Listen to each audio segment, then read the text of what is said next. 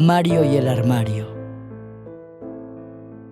Fue en el otoño de 1871 cuando Mario, un coleccionista de antigüedades y ferviente admirador de los muebles del siglo anterior, lo encontró. Estaba en una venta de jardín, frente a una casona colonial, al borde del bosque de Valdelumbre.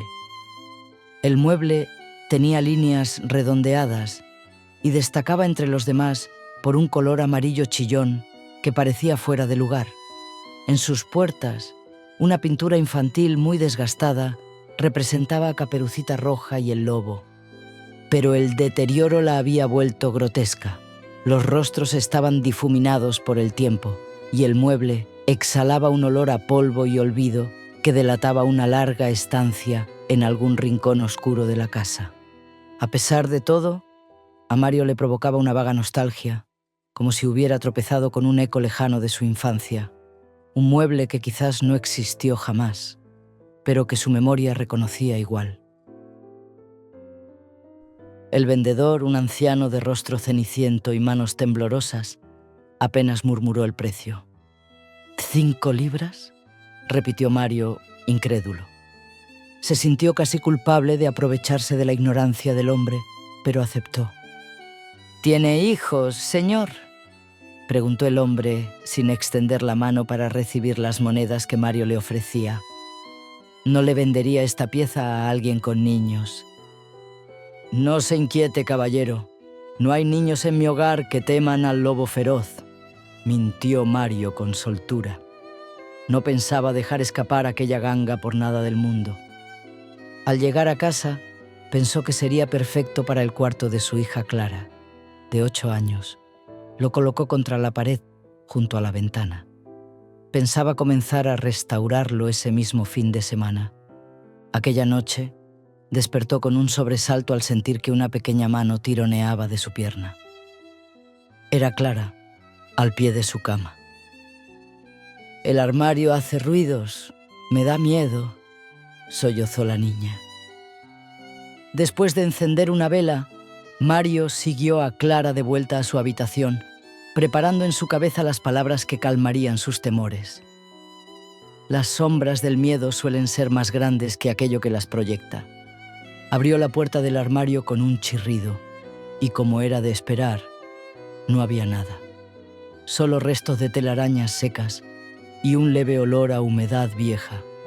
Sin embargo, no pudo evitar que su corazón diera un vuelco al cerrar la puerta y encontrarse cara a cara con el lobo. Sus ojos de ámbar no habían sido corroídos por el paso del tiempo. Parecían brillar a la luz de la vela.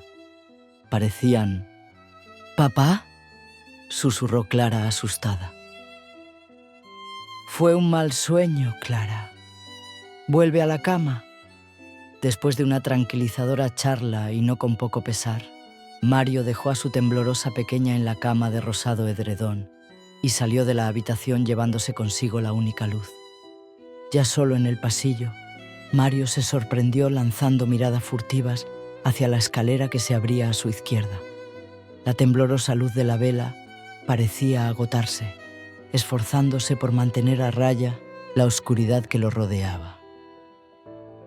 El crujido de cada tabla bajo sus pies se sentía como una delación, como si llamara la atención de algo que acechaba más allá del círculo de luz. Se reprendió por dejarse influenciar por los miedos infantiles de Clara, pero aún así apuró el paso hasta su cama, que lo recibió con una frialdad poco acogedora. «Tal vez arruine la pieza, pero borraré a ese maldito lobo de la puerta», se dijo antes de cerrar los ojos. Se despertó con el calor de doradas caricias filtrándose por la ventana y el fresco aroma de un nuevo día. Se incorporó y cruzó el pasillo para entrar en el cuarto de Clara. La encontró acurrucada junto al armario, cuya puerta permanecía entreabierta.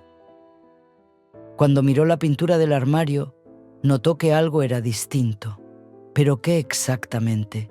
La escena parecía casi igual, y sin embargo, no lo era. Mario dio un paso atrás, sin entender qué lo perturbaba exactamente, pero con la certeza de que algo había cambiado. Clara giró lentamente y murmuró algo entre sueños. La despertó para que se alistara para la escuela. Clara, aún medio dormida, frunció el ceño al verse en el suelo, pero no hizo demasiadas preguntas. No recordaba cómo había llegado allí. Habían tenido una mala noche, pensó. Eso era todo. El día llegó a su fin, y la noche trajo consigo de nuevo el hedor del miedo, ese olor denso y opresivo que solo la luz del sol había logrado disipar por unas horas. Como ya Mario temía, Clara se negó a dormir en su habitación. Para no contrariarla, y quizás también para silenciar su propia inquietud, la dejó dormir a su lado, solo hasta que pudiera borrar de una vez por todas la pintura del lobo de la puerta. Acompañado únicamente por la respiración pausada de Clara y el monótono tic-tac del reloj en el pasillo, Mario volvió a sentirse expuesto, como si algo invisible aguardara pacientemente en las sombras a que el sueño finalmente lo venciera. El viento traía consigo el susurro de hojas secas y el acre aroma de tierra húmeda. Plateados rayos lunares rasgaban la oscuridad aquí y allá, entre los árboles milenarios que se alzaban apretujados, retorcidos y nudosos, como dedos fracturados. Y más allá, desde la negra boca de una cueva, ojos amarillos como brasas ardían en la penumbra. Observaban, hambrientos, pero no lo observaban a él. «Clara», susurró la voz, profunda como la oscuridad del bosque, lenta y densa, brotando de entre raíces húmedas y hojas podridas. Mario se percató de que Clara avanzaba delante de él, en dirección a la cueva. Trató de seguirla, pero sus piernas se tornaron pesadas como plomo, hundiéndose en la tierra con cada paso. Quiso gritar su nombre, detenerla, pero al intentarlo, descubrió que no sentía sus labios, no tenía boca. De entre las sombras se asomó un hocico manchado de sangre reseca. «Clara», llamó. Mario luchaba, pero un espasmo le detuvo los pulmones en seco. Ya no tenía nariz, el aire no llegaba, se estaba ahogando. «Una nariz para olerte mejor», dijo la bestia. Las sombras se volvieron espesas como el barro, y las ramas se cerraban a su alrededor. Clara estaba justo a su alcance. Estiró el brazo. «Unos ojos para verte mejor». Sintió la frialdad de la madera bajo sus pies y abrió los ojos. Estaba de pie en el pasillo oscuro, frente a la habitación de Clara, con la mano firmemente asida al brazo de su hija, rígida como una estatua. Esa misma tarde, Mario volvió a la casa donde lo había comprado. Golpeó la puerta con firmeza. El mismo hombre le abrió. Esta vez no hubo preguntas, solo resignación. «Entre», dijo el anciano con un suspiro. Mario cruzó el umbral. El aire dentro era denso, cargado con un olor agrio a comida rancia y a tristeza. «Me mintió. Me dijo que no tenía hijos», murmuró el anciano mientras cerraba la puerta tras él. «¿Cómo lo sabe?», preguntó Mario, confundido. Si no tuviera niños en casa, no habría regresado tan rápido. Tendría pesadillas ocasionalmente.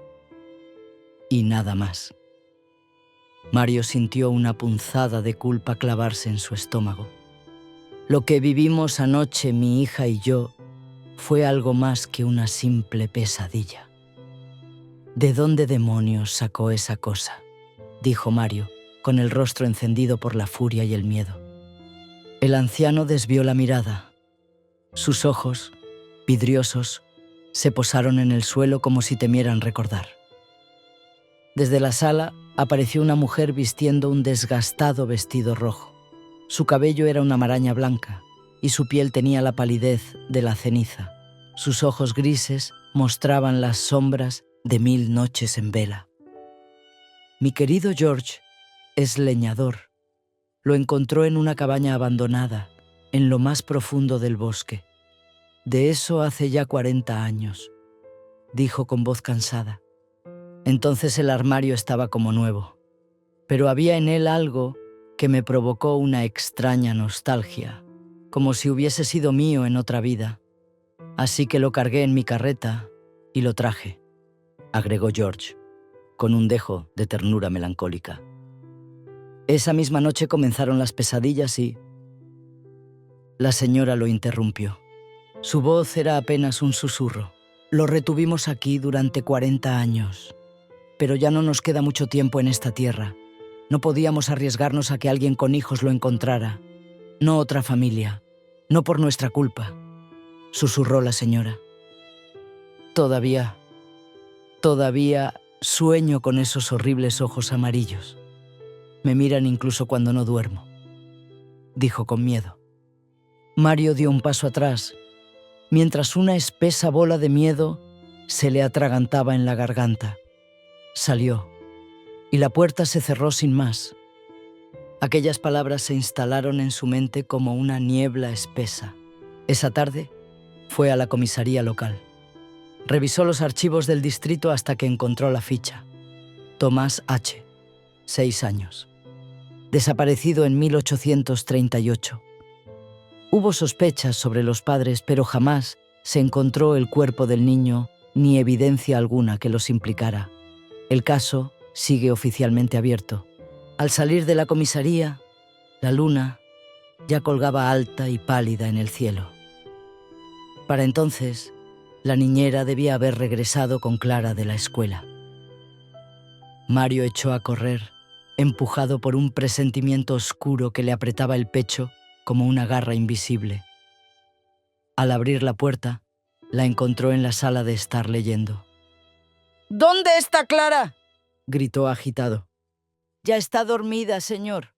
La pobre estaba agotada y decía haber tenido pesadillas.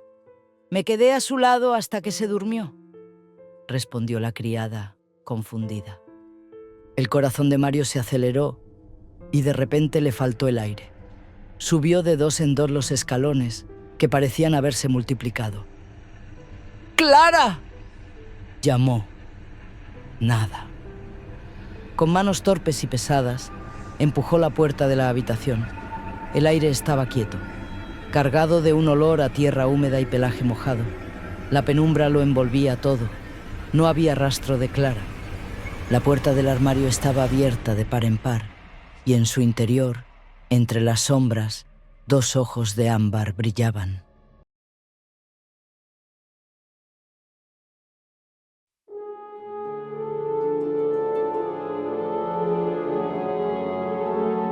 El jardín de los susurros.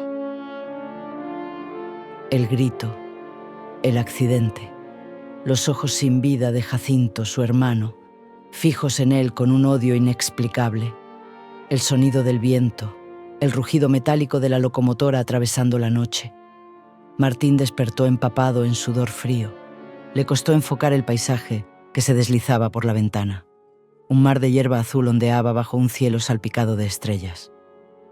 No era la primera vez que sollozaba en la oscuridad, suplicando perdón, y no era la primera vez que sus plegarias eran respondidas con un hosco silencio. Se incorporó con esfuerzo y rebuscó en su desgastada mochila. Según su bitácora, esa sería la última noche a bordo del tren. Luego le aguardaban 7 días a lomos de un burro hasta el corazón de los Pirineos españoles. Su destino, San Lázaro del Silencio, un caserío perdido entre las montañas. Allí, según la leyenda, se ocultaba un jardín sagrado donde crecían blancas flores que brillaban con luz propia en las noches de luna negra. Se decía que en esas noches las flores susurraban con la voz de aquellos que ya no están. Años de investigación en lo oculto lo habían conducido hasta allí.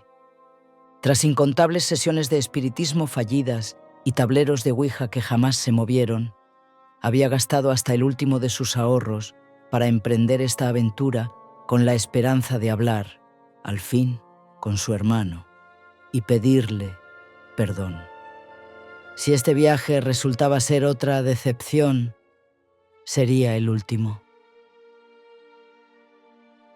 El sonido de los cascos de los burros contra la piedra del descuidado camino reverberaba y se perdía entre los árboles, más allá de la espesa niebla que los últimos rayos del sol crepuscular pugnaban por atravesar. El burro de Martín avanzaba perezosamente detrás de su camarada, que llevaba al guía, un hombre fornido de aspecto rústico, con cabello y ojos de un negro profundo y una tez anormalmente blanca.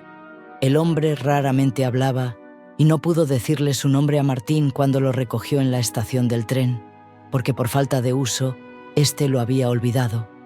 Al guía parecía no importarle la inminente oscuridad que amenazaba con engullirlos. Estaba Martín a punto de preguntar si deberían encender los faroles cuando divisó a lo lejos el brillo dorado que anunciaba el final de su travesía. Suspiró con alivio, pues su cuerpo le pedía a gritos deshacerse de aquella ropa húmeda y darse un baño en agua caliente. Los burros, tal vez compartiendo el cansancio de Martín, aceleraron el paso. Los recibió el olor a leña ardiendo en el hogar y nada más.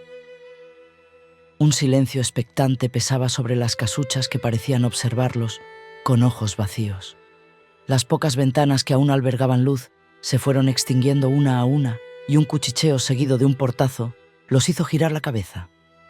El guía notó su nerviosismo y le regaló una forzada sonrisa amarilla. «Aquí la gente se recoge temprano. Sígame, vamos a la posada. La oscuridad no trae nada bueno». Dejaron a los burros pastando y caminaron por la única calle del caserío mientras el último rayo de luz se disipaba entre la niebla. Se detuvieron frente a una casa destartalada de 2 pisos, oscura, vacía. La puerta cedió con un quejumbroso chirrido cuando el guía la empujó con brusquedad. «Adelante», dijo el hombre. Se adentraron en la penumbra y el chasquido de un fósforo rompió el silencio. La vela encendida reveló un mostrador cubierto de polvo y tras él, al guía observándolo en silencio. «¿Es usted el posadero?», preguntó Martín confundido. «Sí», respondió el hombre como si nada. «Cierre la puerta, por favor». Después de discutir los detalles de la estancia y anotar algo en una hoja amarillenta, el posadero guió a Martín escaleras arriba.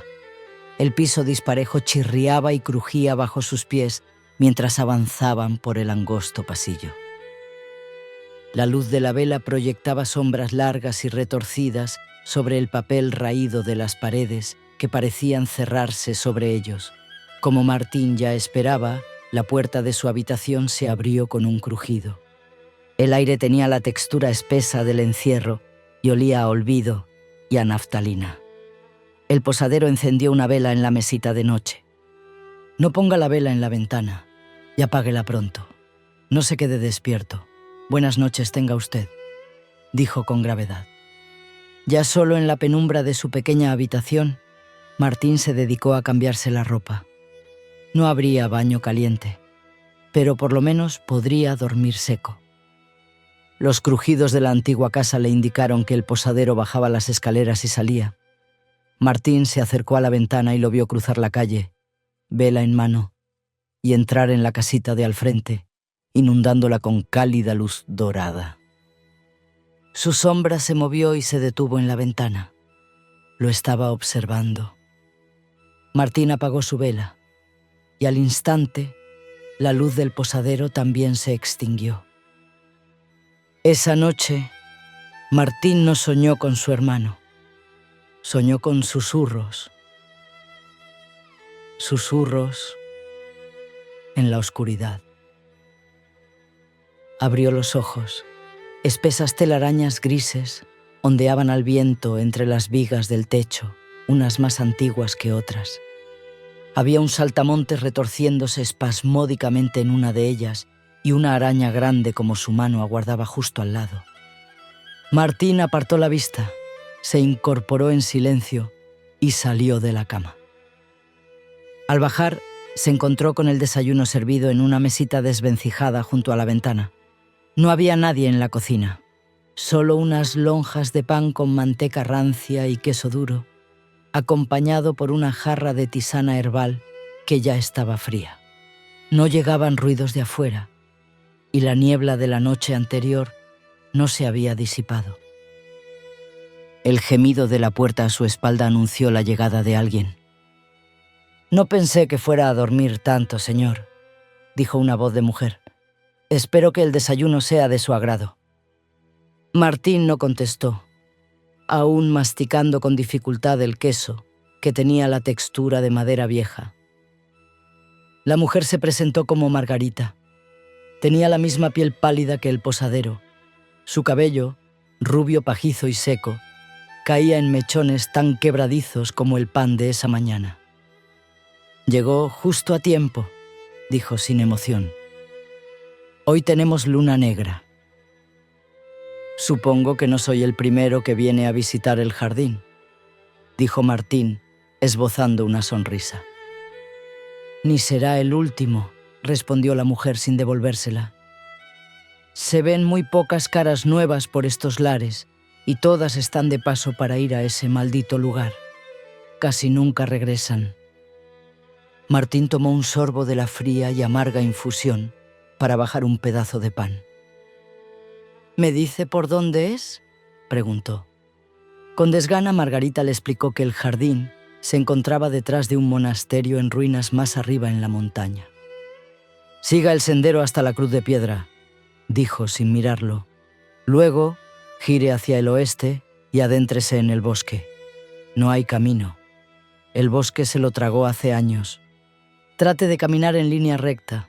Si no se desvía, encontrará el monasterio en un claro, rodeado de flores blancas.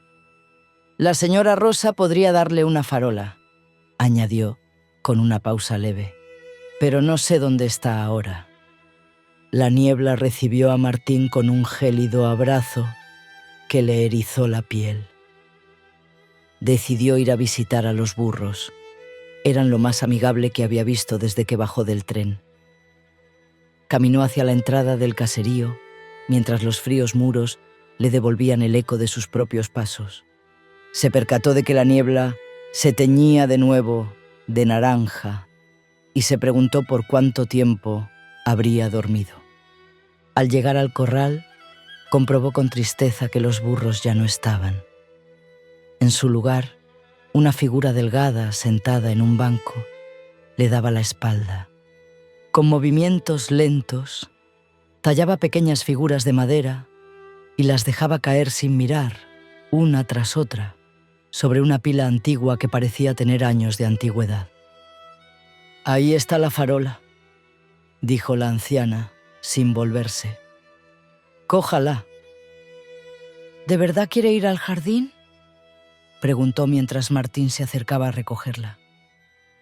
«Hace años yo misma vine desde lejos, con la esperanza de escuchar a mi amado una vez más». Doña Rosa dejó de tallar por un instante. «Estoy aquí desde entonces, no me atrevo a subir». Martín sostuvo la farola. Pesaba más de lo que parecía. «No hay una noche en que mi hermano no atormente mis sueños», dijo. «Ya le perdí el miedo a los muertos». El sonido del cuchillo raspando la madera se detuvo. «Para usted», dijo, levantando una mano. Entre sus dedos, una figura de madera temblaba bajo la luz. Martín la tomó, acercándola a la farola, y el mundo se deformó, desapareciendo detrás de sus lágrimas. Sintió el calor de la forja en la cara. El martillo vibraba en su mano con el retumbar del metal, una lluvia de chispas envolviéndolo. Su hermano gritaba algo, pero ya no recordaba qué. La ira le quemó el pecho. Golpeó con el martillo de nuevo. Su hermano yacía frente a él, entre pétalos de rosa, con los ojos fijos en los suyos. «Fue un accidente», murmuró mientras se alejaba, dejando caer el martillo de madera recién tallado en el suelo del corral. La anciana volvió a raspar la madera en silencio. Martín avanzaba a través de la niebla, con la farola en alto. Había perdido la noción del tiempo y no sabía si llevaba horas o minutos caminando. El encuentro con esa anciana lo había dejado trastocado, pero siguió adelante. Una chispa, brillando en un mar de tinieblas. «Las pesadillas terminan esta noche», se dijo. De pronto, entre la neblina, una figura alta se materializó con los brazos abiertos. Era la cruz de piedra. El granito viejo, cubierto de líquenes, brillaba tenuemente bajo la luz temblorosa de la farola. Martín sintió una inesperada calma, una quietud que le envolvió el pecho por un instante. No quería alejarse de la cruz, pero ya no había vuelta atrás. Sin pensarlo más, giró hacia el oeste, tal como había indicado Margarita, y se internó en el bosque. No había sendero, solo un muro de ramas y sombras que la luz de la farola apenas alcanzaba a penetrar. Sus botas se hundían entre hojas húmedas y garras de madera arañaban su piel. Así avanzó Martín por un tiempo. Luego se detuvo sin saber por qué. No había sonido alguno entre los árboles. No había grillos, no había lechuzas, solo el susurro del viento y el latir de su corazón. La niebla se disipó, como si hubiera despertado de un sueño. Una pálida luz blanca se perfilaba entre los retorcidos árboles, y escuchó palabras, un murmullo constante, hecho de viento. Subía y bajaba con la brisa, como si respirara a través de los árboles. Martín se acercó al claro, y un fuerte aroma floral llenó sus pulmones. Ahí estaba el antiguo monasterio. Parecía flotar en un mar de estrellas. Pequeñas flores blancas resplandecían entre la hierba y se mecían con un ritmo propio, ignorando al viento. Luciérnagas de luz azul danzaban entre ángeles de tristes rostros y lápidas grises. Las estrellas en el cielo sin luna parecían una extensión del jardín. Una ráfaga de viento apagó la farola. Ya no hacía falta. Con la luz del jardín bastaba. No tenía miedo. Se adentró en el jardín y el murmullo se hizo más fuerte, y una ola de susurros lo envolvió. Miles de voces diferentes, cada una provenía de una flor. Y de repente la escuchó, la voz de Jacinto. Martín la siguió a través del mar de estrellas susurrantes. Las demás voces se apagaron poco a poco, mezclándose con el viento. Con piernas temblorosas y el corazón en la garganta, Martín se acercó a una flor que brotaba sobre el hombro de un ángel. «Jacinto, hermano», susurró. «Martín», susurró otra flor, jardín adentro. Martín la siguió. Cuando llegó a la segunda flor, el agradable olor a perfume tenía ahora tintes de carne podrida. Los susurros parecían llenarse de rabia. «¿Jacinto?», llamó Martín, acercándose a una flor que brotaba de una lápida. Una mosca se posó sobre ella. Martín escuchó a Jacinto llamar desde otra flor, al pie de una colina. La semilla de la duda brotó en su pecho, y las putrefactas raíces del miedo lo envolvieron por completo. Volvió la vista. Las flores que había dejado atrás ya no brillaban. No había luciérnagas. Una oscuridad densa y hostil se cerraba tras él. No había vuelta atrás. Le pareció escuchar una risa entre los susurros.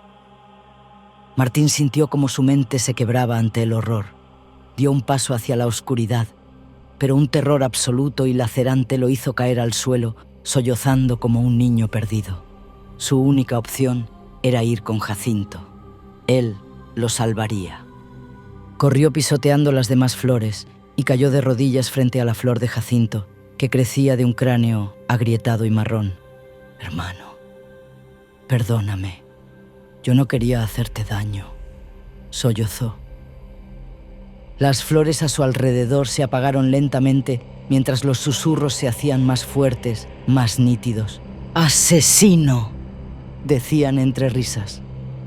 La flor Jacinto habló. No hay Jacinto, dijo. La colina estalló y la tierra cargada de huesos cayó sobre Martín, hundiéndolo en el más profundo silencio. Martín se estiró, surgiendo de la tibia oscuridad. Desplegó sus hojas y abrió sus pétalos al viento. Se meció con sus hermanas al ritmo de la sinfonía de la noche y aguardó, sediento. Los meses y los años pasaron y las flores esperaron, hasta que en una noche sin luna, un aroma que conocía bien acarició sus pistilos, el hedor de un corazón culpable. Lo escuchaba latir a través del bosque. Ese odioso palpitar llenaba a Martín de hambrienta rabia. Un anciano demacrado y triste llegó por fin al claro, con la farola de Doña Rosa en la mano. El jardín escarbó en su corazón y encontró a una niñita inocente, devorada por las sombras. Martín llamó al hombre con la vocecita de su hija. «Papá, has venido», susurró con dulzura. El anciano se giró con lágrimas en los ojos. «Clara», llamó mientras se adentraba en el jardín.